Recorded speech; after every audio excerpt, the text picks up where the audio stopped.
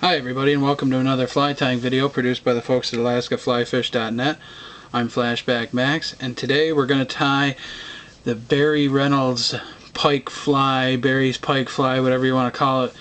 Real simple pattern, but just a knockout dynamite one for Pike. And I've down in lower 48, I've caught bass and everything else on it, and just a really great pattern. So let's get started here. Really simple. I like to tie my pike flies on saltwater hooks just because they're a touch stronger. You know, big pike, you know, big hooks. So Eagle Claw, you can get them from Cabela's. They're nice and cheap, but they're good and sharp and strong. So I mean, I use a 1/0, 2/0, depending on what size. This is a 1/0 right here, like you saw, but I'm going to tie the chartreuse guy here and just get that thread on there like so. And like I said, real simple.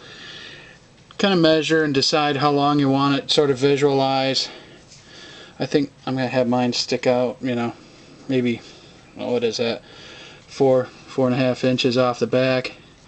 And just kind of pull and separate that hair so you can get a decent tie down. Go over that a few times,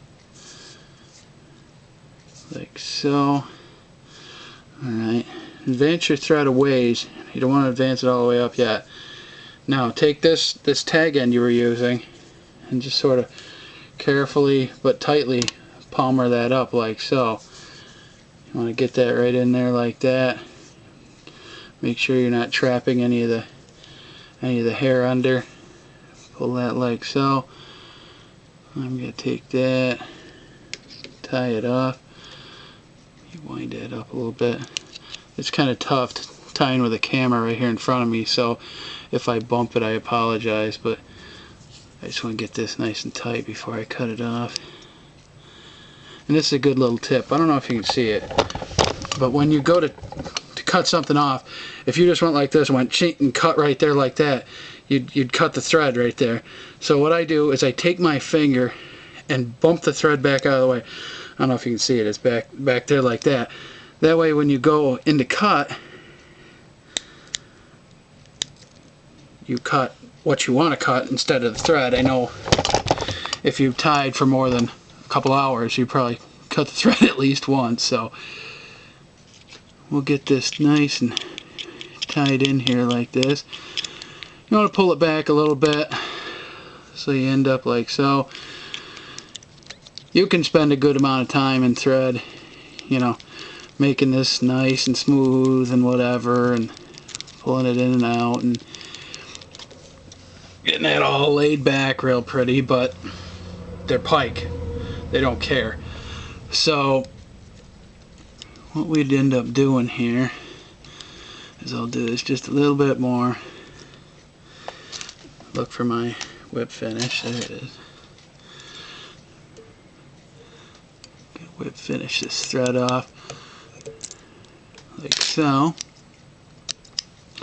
Now I'm going to go over the steps. I'm not going to do it right now because that'd take forever and you'd be sitting there sleeping watching this. But what I always like to do first is I like to glue this thread down right here with something like this. It's a real thin head cement. It'll go in there and sink right down to the bottom and bind all that thread together. Then maybe a coat of like Softex or something like that.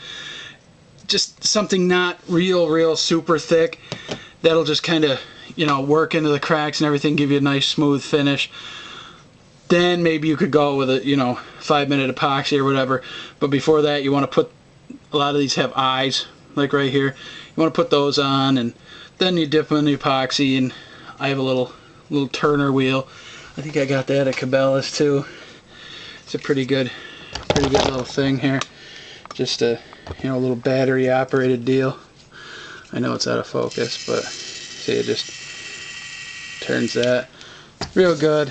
I mean, minimal investment if you're gonna tie some of these flies. So, well, if you have any more questions about this guy or anything else, why don't you email Jason or I, and we'll try to get you wrapped up and happy.